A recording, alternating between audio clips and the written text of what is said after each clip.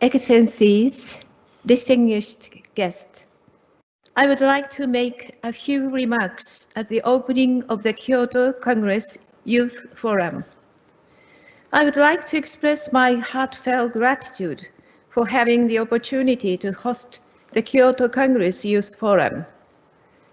It is a great honor to have the attendance of Her Imperial Highness Princess Takamado Nomiya Tsuguko, Kyoto Governor Mr. Nishiwaki Takatoshi, and Kyoto Mayor Kadokawa Daisaku. I would like to welcome the youth participants gathering here in person and online. I'm very grateful that about 150 young leaders from 35 countries and regions around the world are participating in this forum.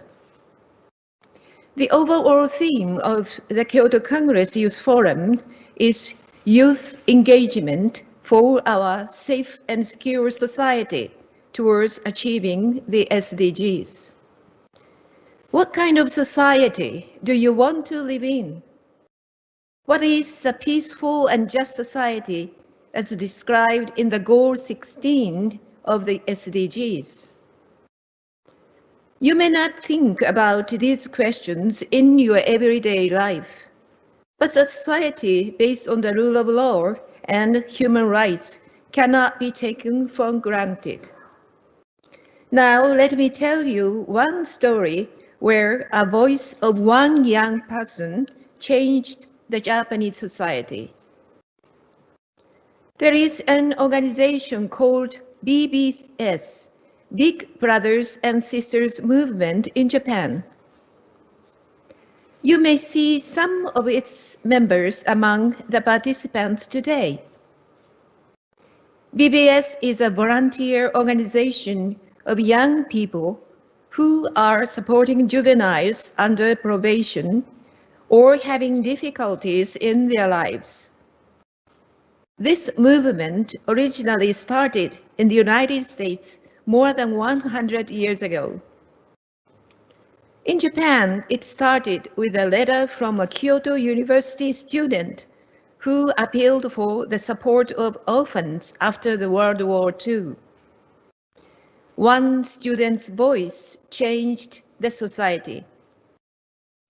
It is important that young people always imagine, dream of, and discuss their ideal societies so that we can bring together all our powers to realize such societies.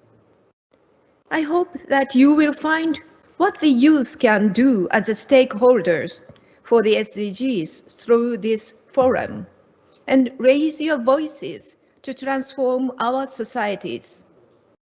I'm really looking forward to hearing your voices. Do you know the word of eternal now? This is a word of Paul Tillich, a theologian, which means everything is created at the moment of now. The history of the past is also built up in a series of times of now, and the future is created by the continuous succession of times of now. We have only 10 years until 2030, the target year of the SDGs.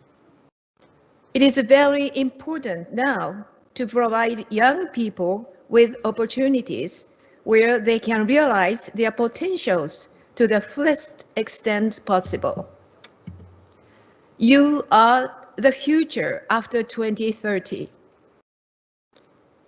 By creating a platform where the youth can play a proactive role in decision-making, we will be able to share a sense of responsibility across the generations. In 2018, the United Nations launched the Youth 2030 strategy. The UN expressed its support to put the youth ideas into action towards the achievement of the SDGs. Your discussion at the Youth Forum will also be submitted as a recommendation to the Kyoto Congress next week. I promise that as a Minister of Justice of host country, I will take your voices very seriously and reflect them in the discussions at the Congress. Now the COVID-19 is causing a severe impact on the lives and the living environment of vulnerable populations. Youth is not an exception. But today, I'm very pleased to see so many young leaders have gathered here to discuss for our future. I believe you are the biggest driver of change and the source of hope. The Ministry of Justice of Japan is planning to regularly organize the Youth Fora in coming years with the slogan of Voices of Youth to Goal 16 towards peaceful, just, and inclusive societies. I wish that I can see you all again in person in the near future. Lastly, I would like to express my hope that the exchange among the participants with different cultures, backgrounds, and values at this forum will be very exciting and meaningful.